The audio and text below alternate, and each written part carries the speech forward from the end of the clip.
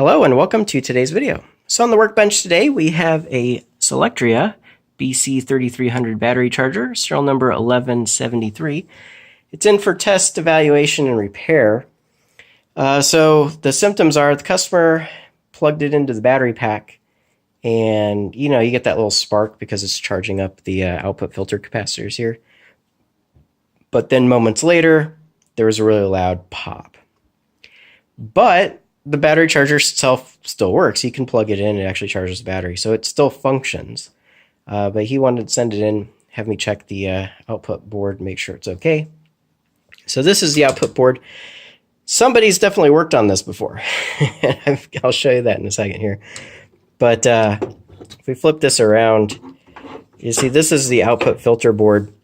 This is actually where the battery plugs in, comes in right here, and it goes to this fuse. These are all filter capacitors and then a big common mode choke. Essentially, it's the output inductor.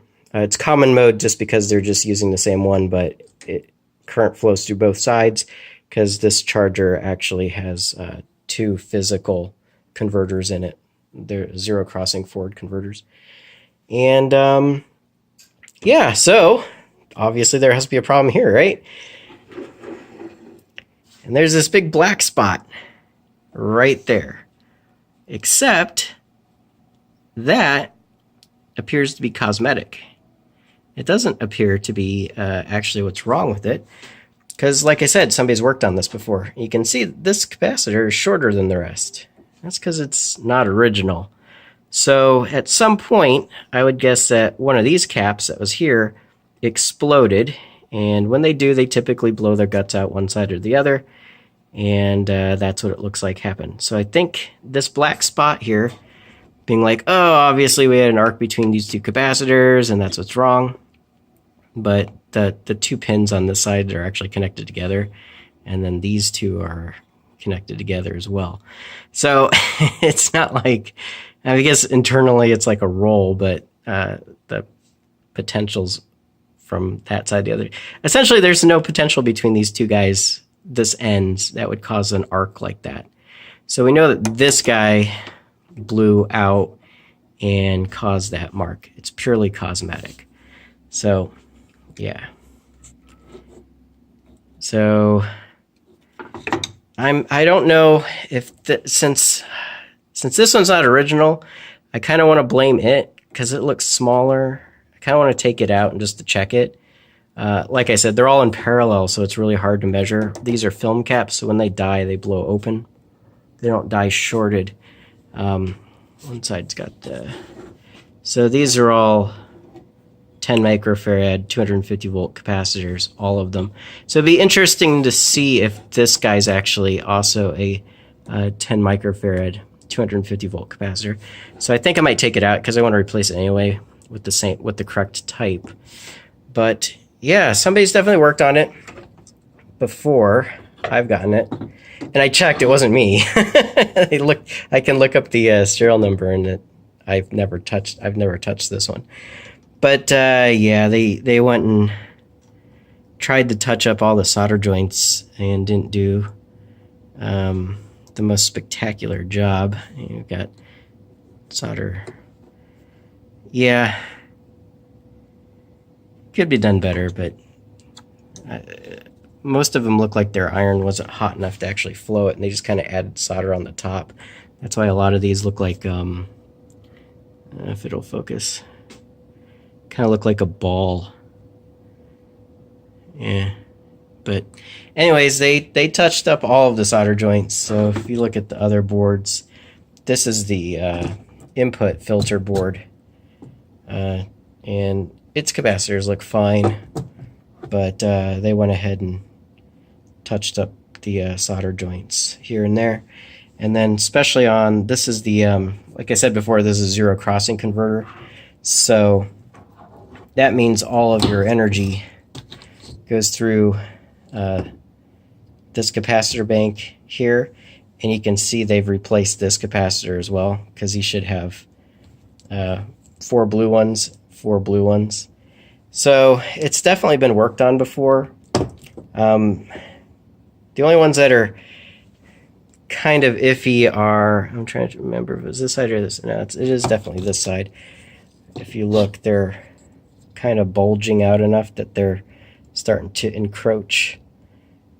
And if that shows up on the camera, you can kind of see it bulging out enough that it's pushing into the other capacitor there. It's kind of bending it over. I guess you can kind of see the gap at the top there. But yeah, so I don't know. They've gone ahead and they've at least replaced this capacitor here, and it looks like that capacitor is identical to this capacitor, which means if that's the case, then it is actually the wrong one. I don't know if we can actually see. It's buried in there. Yeah, I'd have to look up what it actually is. I took one of these apart a long time ago, and then I reverse engineered the board to make my own replacement version. But yeah, I'm suspicious that, I'm guessing that this capacitor is identical to this one because they look the same color. Here, look, same physical. It's the same color, same physical size. So I'm guessing that this one's just wrong, because I don't think these ones were 10 microfarads. I think they're like 2.2 microfarad or something like that. But anyways, and they'll also be rated at a higher voltage, I think, but I don't remember now. But yeah, so that's what's going on there. But again, they went ahead and can kind of see at the right angle all the flux that didn't get cleaned off. And you can see that the solder joints are not the greatest. They're very, like they didn't flow in. They're just kind of balled up. But yeah, so somebody's attempted to repair it. So I'm going to record this video. Yeah, let's see, that one's got a big, just cold solder joint just hanging out there.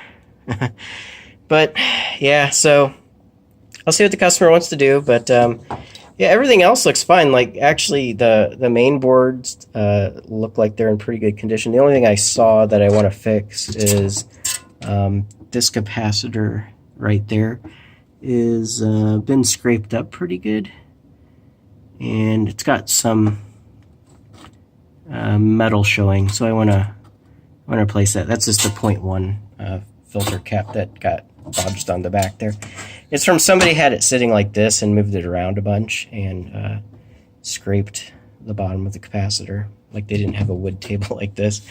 But yeah, the gate driver looks immaculate. Like I've never, normally these diodes down here get a little hot and they start browning, but yeah, no, it looks, gate driver looks, that's probably the cleanest gate driver board I've seen.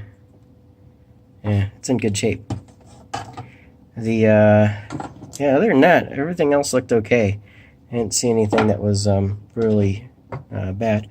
Oh, there was one standoff over here.